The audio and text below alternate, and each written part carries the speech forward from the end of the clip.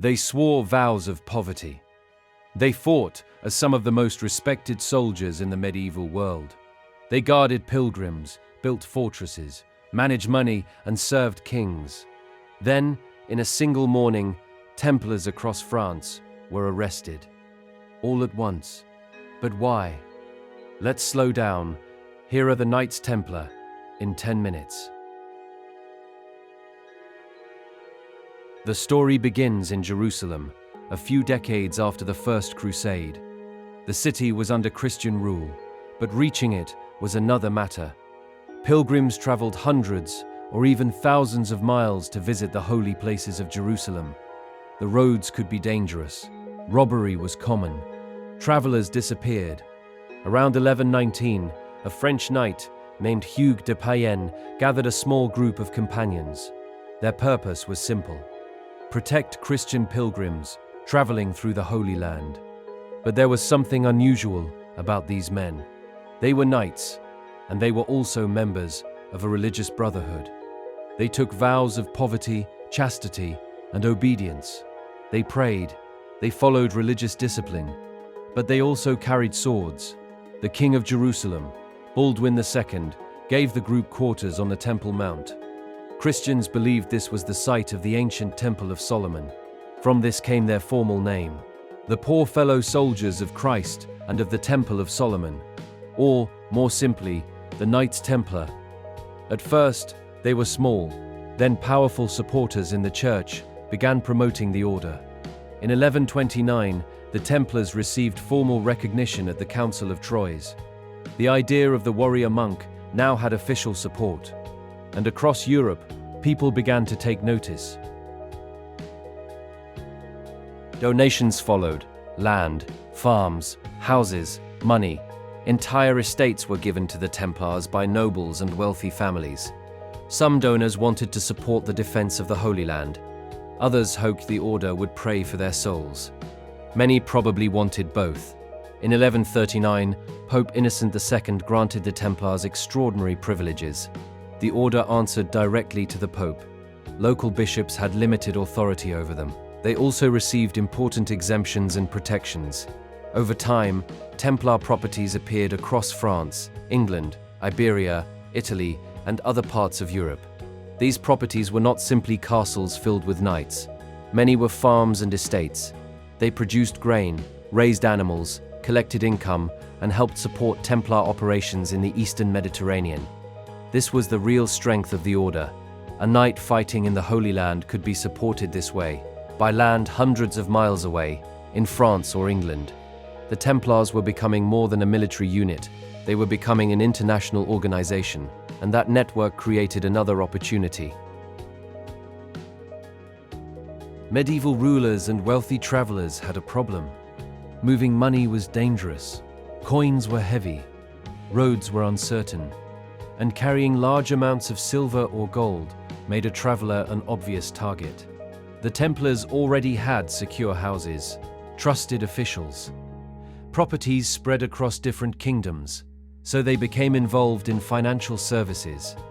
They accepted deposits, managed funds, transferred money, and kept detailed accounts for powerful clients. Some travelers could arrange transactions through the order instead, rather than carrying all their wealth with them for an entire journey. The exact methods varied. This was not modern banking.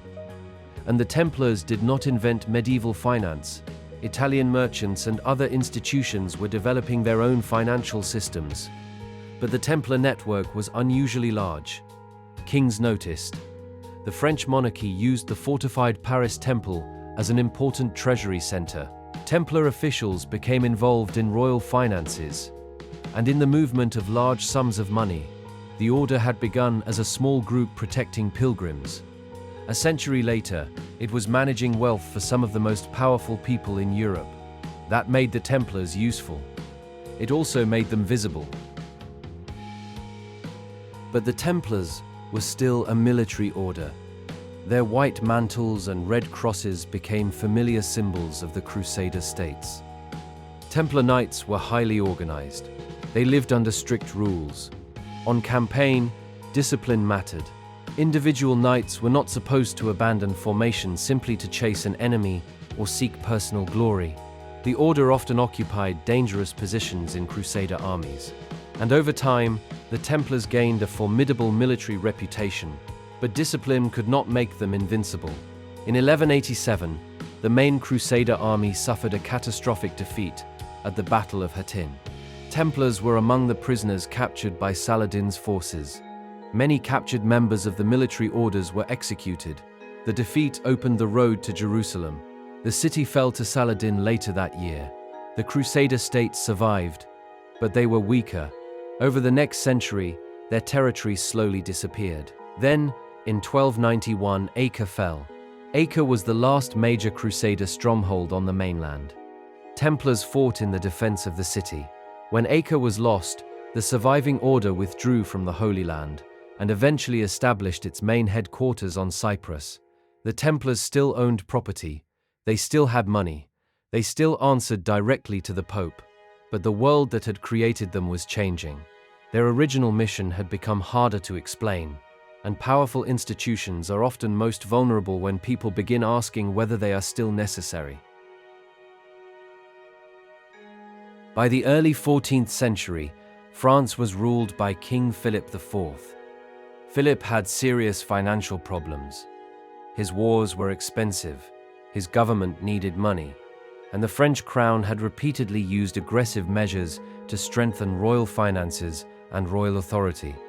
The Templars were wealthy, independent, and protected by privileges granted by the Church.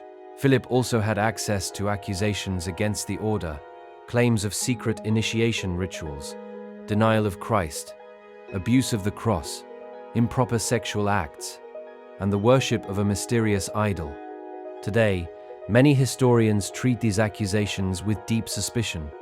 They closely resemble charges used against other alleged heretics in the medieval world. But Philip acted. On Friday, October 13th, 1307, royal officials across France opened sealed orders. The instructions had been prepared in advance. Templars were to be arrested. Their property was to be seized, their possessions recorded. The operation was coordinated across the kingdom. Templars woke that morning as members of one of the most powerful religious orders in Europe. By the end of the day, many were prisoners of the French king. Then came the interrogations. Many Templars confessed. But there was a problem. Torture was used. Under extreme pressure, prisoners admitted to denying Christ, spitting near or on the cross, taking part in secret rituals. Some described a strange head or idol. The confessions were not always consistent, and some Templars later withdrew them. The Grand Master of the order, Jacques de Molay, confessed and later retracted his statements. Other Templars tried to defend the order publicly. The situation outside France also raised questions. Investigations took place in other European kingdoms, but the results were uneven. The dramatic pattern of confessions seen in France was not repeated everywhere. The Pope, Clement V, now faced a serious problem. The Templars were a religious order. They answered to papal authority. A king was not supposed to destroy them on his own, but Philip had already acted. The arrests had taken place. The accusations were public. The political pressure continued. In 1312, at the Council of Vienne, Pope Clement formally dissolved the Knights Templar.